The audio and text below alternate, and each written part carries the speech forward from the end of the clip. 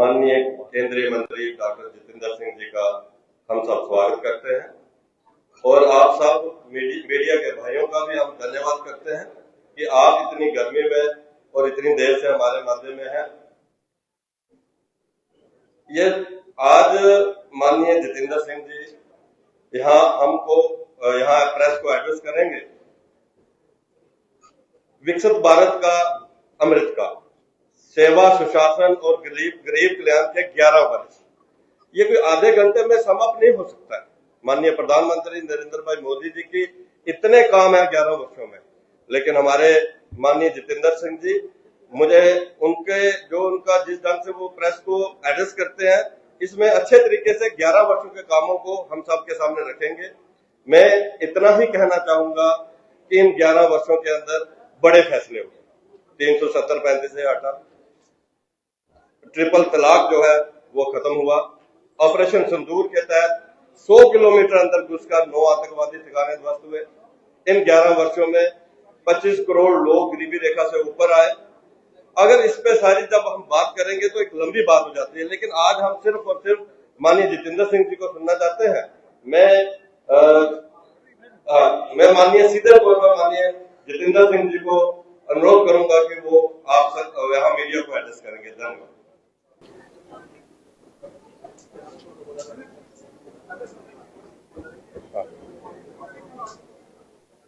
धन्यवाद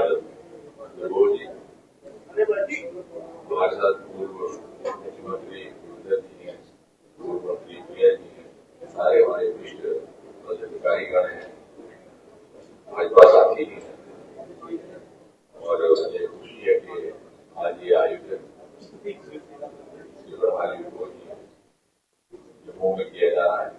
प्रयास में था वहाँ इतना टेलीफोन आया तो मैं सुबह दिल्ली पहुंच करके सीधा यहाँ आया, क्योंकि हमारे संगठन का एक अनुशासन भी है और आज देश भर में इसी प्रकार के कार्यक्रम आयोजित किए जा रहे हैं। उनकी दर पर हम यहाँ इकट्ठे हुए हैं।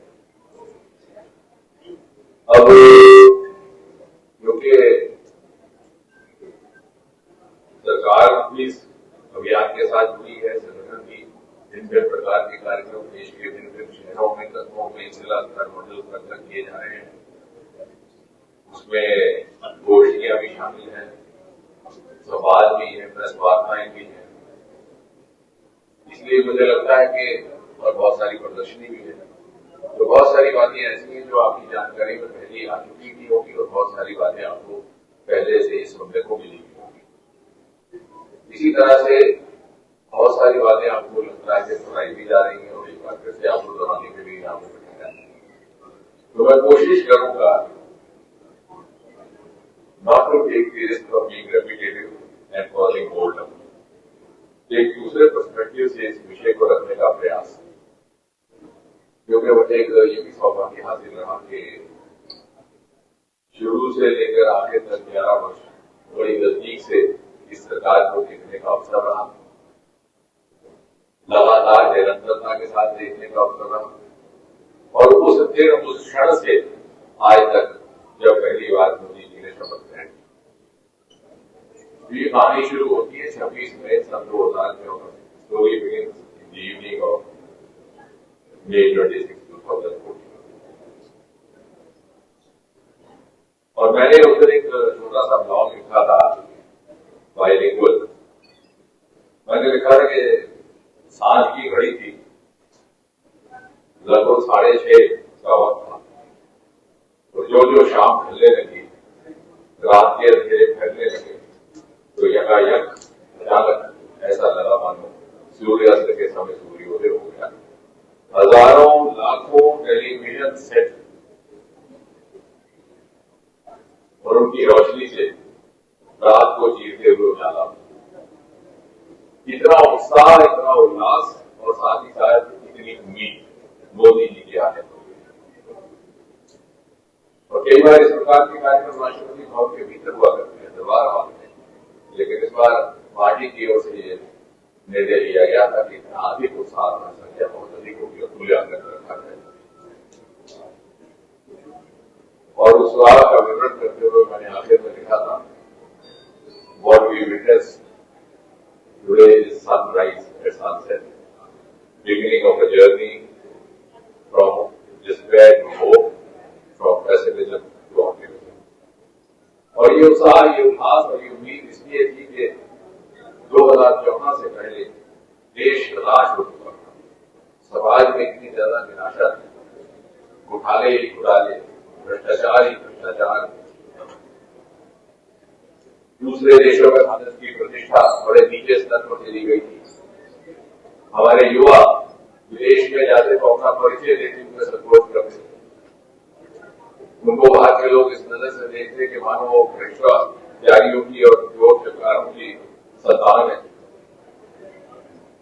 और मोदी जी एक उम्मीद बन करके आए थे, इतनी हवा का झोंका बन करके, और उनके शपथ ग्रहण के बाद 30-35 व्यक्तियों की उस टोली में हम सब भी शामिल थे जिनको शपथ ग्रहण का अवसर मिला।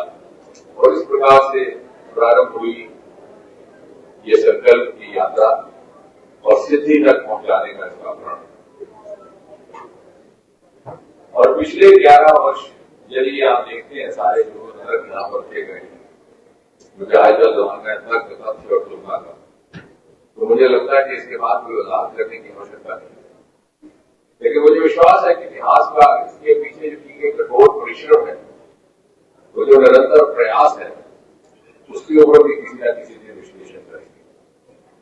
ये दिन रात की मेहनत की मोदी जी ने, और जैसे उन्होंने कहा कि ना तो सोऊंगा दूसरे को सोने दूंगा और ना तो खाऊंगा दूसरों को खाने दूंगा, और इसी मंत्र का पालन करते हुए जब सबसे पहली बार वो संसद में आए, इतफाक से मैं भी पाकिस्तान में था, तो मुझे रास्ता ढूंढना था, वो पीछे से आया, बोले क्या मैं कैसा मैं पहली बार आया, तो बोले कोई बात नहीं, चलो मैं भी पहली बार आया। तो इस तरह का व्यक्तित्व और सामने हम सबके सामने और मेरे भी सामने उन्होंने जाकर के संविधान को सर प्रकार के वंदन किया, और फिर अपने पहले संबोधन में जो महत्वपूर्ण बात उन्होंने कही, जो खबरों में आई कि मेरी सरकार गरीब को समझ, और फिर 2-1 वर्ष के बाद किसी को एक अलग परिभाषा देते हुए उन्होंने कहा कि मैं केवल 4 वर्ग जानता हूं, गरीब, किसान, महिला, पुरुष। अगर आप ये बदला देखेंगे तो आपको महसूस होगा कि इसमें से एक योजना, एक स्कीम, एक रिफॉर्म का केंद्र बिंदु या तो युवा है, या महिला, या बच्चे, शोषित, पीड़ित, गरीब, किसान। और इस कड़ी मेहनत का ही नतीजा था कि हम जहां 10वीं दर्जे पर खड़े थे, आज हम पहुंच करके 4थे दर्जे पर आ गया। तब ये बड़े अनुवाद लगाते थे जो हमारे इकोनॉमिक मॉडल थे और ज्यादा निकलेंगे, और बहुत जल्द हम 3री कतार पर जाने का भी 2028 तक अनुमान किया जा रहा है। ग्लोबल इनोवेशन इंडेक्स होता है ग्लोबल मापदंड, क्योंकि ये बातें अक्सर नहीं कही जाती, इसलिए आपके सोशल में का प्रयास करते। और ये बात मैं नहीं कह रहा, हमारे साथी नहीं कह रहे, पार्टी नहीं कह रही, सरकार नहीं कह रही, बीजेपी नहीं कह रही, दुनिया कह रही। ग्लोबल इनोवेशन इंडेक्स पर हमारा रैंक था 80, आज हम पहुंच गए 30 में। 11 वर्ष में 41 पे जब इसी प्रकार स्टार्टअप्स का कॉन्सेप्ट था था इस देश में। और मुझे बड़ी बात याद है कि सन 2016 में 15 अगस्त के दिन मोदी जी ने लाल किले से कहा, हम भी वही बैठे थे कि स्टार्टअप इंडिया स्टैंडअप इंडिया, तो शाम को बहुत सारे लोगों ने फोन करके पूछा कि स्टार्टअप क्या है, और देश भर में ढूंढ कर स्टार्टअप थे तो मात्र 3.5। आज वो बढ़कर के लगभग 1,70,000 हो गए, और हम स्टार्टअप की दुनिया में से उसके पीछे प्रतिबद्धता भी चाहिए, निष्ठा भी चाहिए, निरंतर प्रयास। इसी प्रकार स्टार्टअप की बात करें तो पेटेंट फाइलिंग रहती है, जो एक मापदंड दुनिया देती है।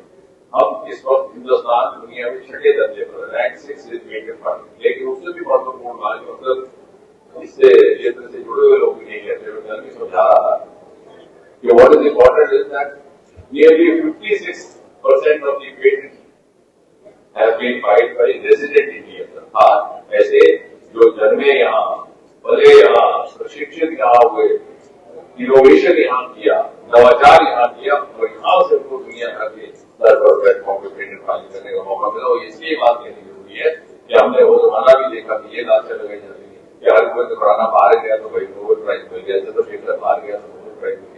में रहता था, लेकिन आज हिंदुस्तान में सब कुछ देने को था, लेकिन उसके लिए इनेबलिंग माहौल नहीं था, वो अनुकूलता नहीं थी जो मोदी ने लगाई।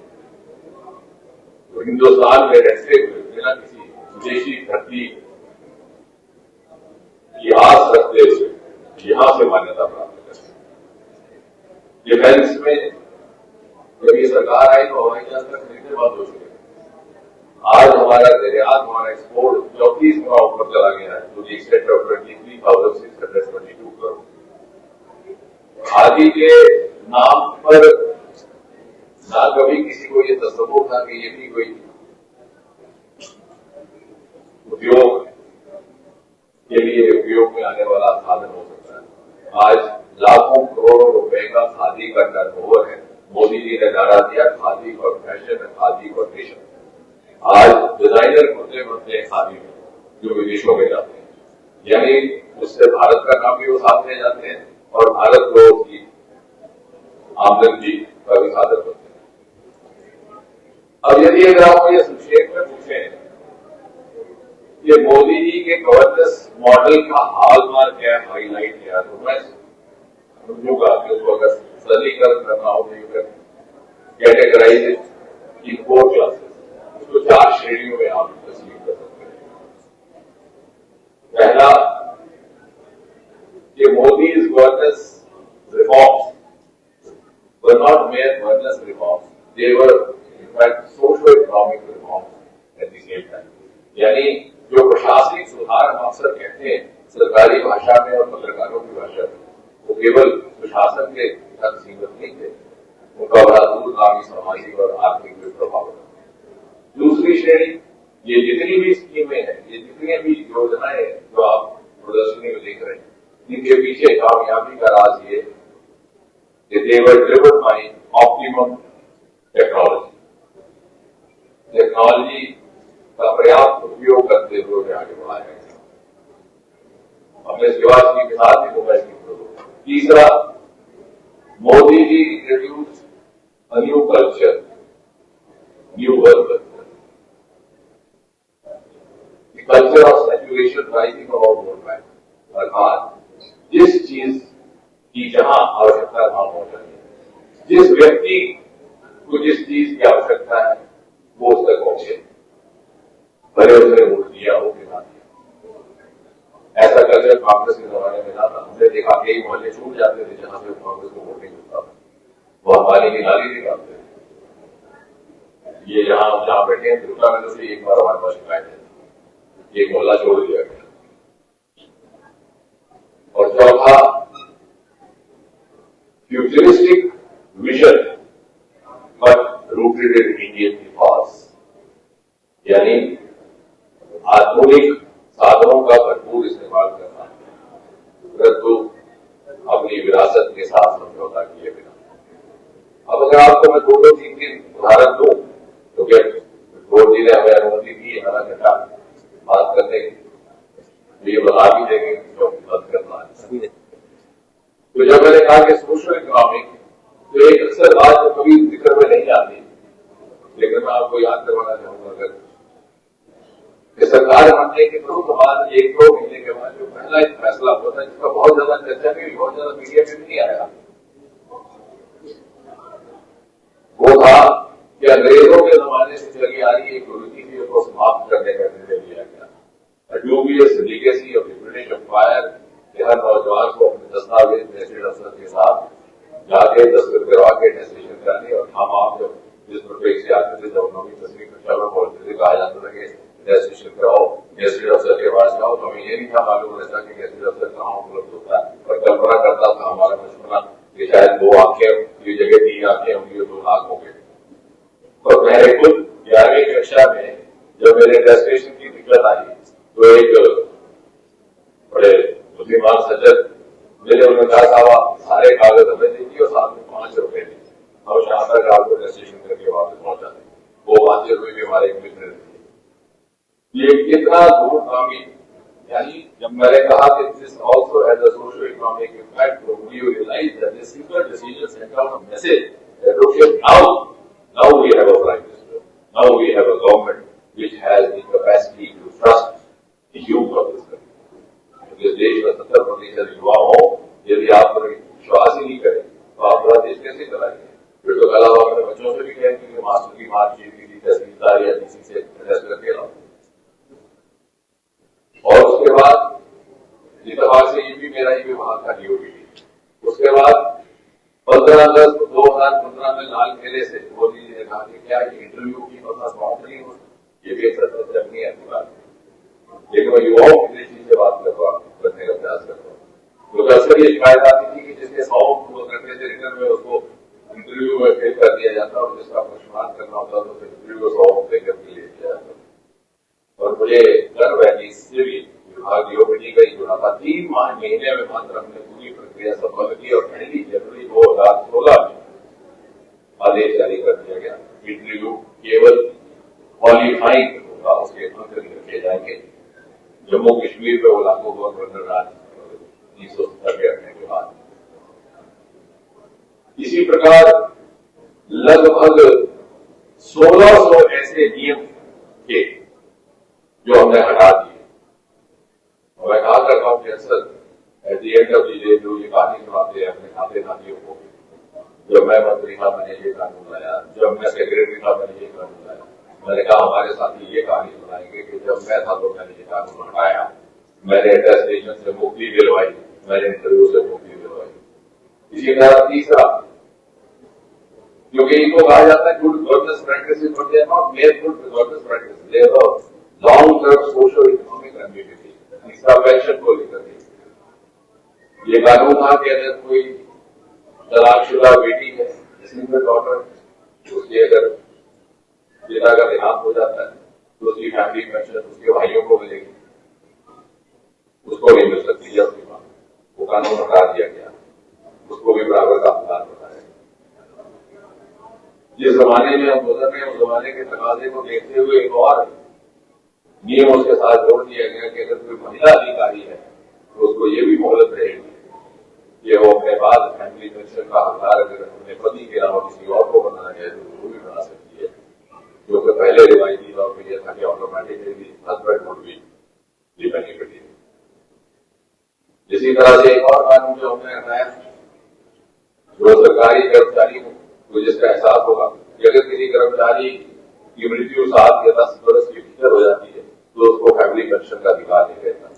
हमारा यह मानना था कि वही समय है जो उसकी नौजवान बेवा को ज्यादा जरूरत, उस कानून को भी हटा दिएगा। या तो आप उसको ये चॉइस दीजिए कि भाई अगर तुम भरने जा रहे हो तो फिर तुम्हारी पेंशन नहीं मिलेगी, 10 साल जी लो। अगर आपने choice to die, you have no right to deprive of the benefit thereof. यानी इस तरह से, और इतवार से ये तीनों चारों विभाग मेरे साथ जुड़े हैं। 1600 कानून हटा दिए गए। और जहां तक महिलाओं की बात करें तो दूसरे विभागों में भी, जैसे महिलाओं का सेना में शामिल होना, सैनिक स्कूल में जाना, और भी कुछ ही दिन पहले किसी ने लिखा कि शायद एक दिन आएगा we have the first woman chief of army staff. महिला पत्रकार तो नहीं है, बट महिला पत्रकार reporting of woman chief of staff. और ये जो अपना अनुच्छेद 370 और 35A की बात करते हैं तो मैंने संसद में कहा था कि this is a miscarriage of history, miscarriage of constitution, miscarriage of justice. लेकिन आज ये बात जो मैं बात कर रहा हूँ आपको सोशल इकोनॉमिक रेमिफिकेशन से, तो in fact this is also a social reform. 140 crore के इस देश में एक सूबा ऐसा था जहाँ बेटियों को अपने माँ बाप की जायदाद पर अधिकार नहीं था, और अधिकार प्राप्त करने के लिए उन्हें अपने माँ बाप के चुने हुए वर्ग से ही शादी करनी, अगर वो बाहर कर ले तो दर्जे हो जाए। इसी प्रकार पाकिस्तान से आए हुए शरणार्थियों को नागरिकता का अधिकार है, तो एक समानता लेकर के जब मैंने बात की कि टेक्नोलॉजी को कैसे जोड़ा गया, तो ईज ऑफ लिविंग से शुरू करें आप। 2014 से पहले गोविंदन जी हमारे मेयर भी रहे, उन्होंने भी जमाना देखा कि दफ्तर में कोई आता और सबसे पहले इनके टेबल पर पहले अपना मोबाइल रखता, ये बताने के लिए कि I am a mobile owner, mobile user, और ये अब तक नहीं पहुंचा मेरे पास। आज देश में 116 करोड़ मोबाइल यूजर है और सिंगल मोबाइल में use by more than one, अर्थात 140 करोड़ के 140 करोड़ लोगों के पास मोबाइल, आज हमने दिखाना भी हो तो कुछ इसको कहा ये इक्विटेबिलिटी ऑफ रिसोर्सेज, ये भी इसी सरकार है, ये है ease of living with technology. इसी तरह आयुष्मान भारत के जब आपने लगभग 40-41 करोड़ कार्ड बांटे तो क्या आपने कभी ये सोचा कि उनको मैंने कहा दोहराऊंगा नहीं, क्योंकि हमारे मैं भी मीडिया से जुड़ा रहा हूं तो जल्दी बोल जाते हैं, क्योंकि 10 प्रश्न लेके आए होते हैं तो इन्होंने वो पूछने का इंतजार होता है, तो इसलिए कुछ ऐसी बातें जो अक्सर नहीं आती चर्चा में। This is the first ever health insurance scheme in the world which insures you for pre-existing disease.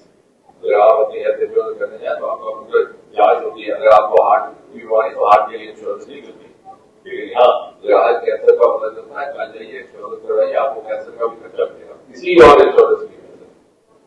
तो दिस वॉज यूजिंग बात है। और इसी तरह डिजिटल लाइफ सर्टिफिकेट जिसका प्रदर्शनी में भी जिक्र है, आज का इकोग्राफिक बीजेपी हेडरों में भी चला तबाक से, वो भी मेरा ही सवाल था।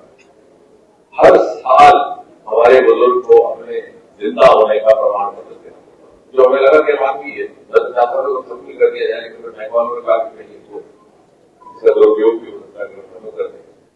मरने का सर्टिफिकेट तो लेते थे, क्योंकि जब हम अस्पताल में काम करते थे तो कोई मर जाता तो रिश्तेदार को फोन आता कि भाई आते आते कैसे सर्टिफिकेट जरूर लिया, वो इसलिए कि भाई वो जो मरा उसकी इंश्योरेंस निकालनी है, ग्रेजुएटी निकाली, लेकिन जिंदा होने का सर्टिफिकेट हमें लगा कि was not a very human practice, तो उसको बायोमेट्रिक के साथ जोड़ दिया digital life certificate, digital.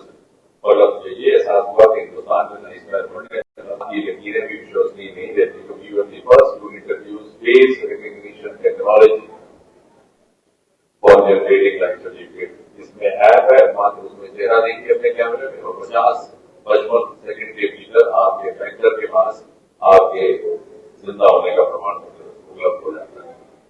Ease of doing business में हमारे जो इंटरनेशनल पैरामीटर्स है उनका ये मानना है कि हम 142 दर्जे पर बढ़े थे 2014 में, आज हम कम हो गए 63 दर्जे पे आ गए, वो भी आज 63rd rank in the world, और वो निरंतर बढ़ता जा रहा है। वो भी इसलिए कि टेक्नोलॉजी इस्तेमाल की गई, क्योंकि हमारे यहाँ गैस्टेशन टाइम बहुत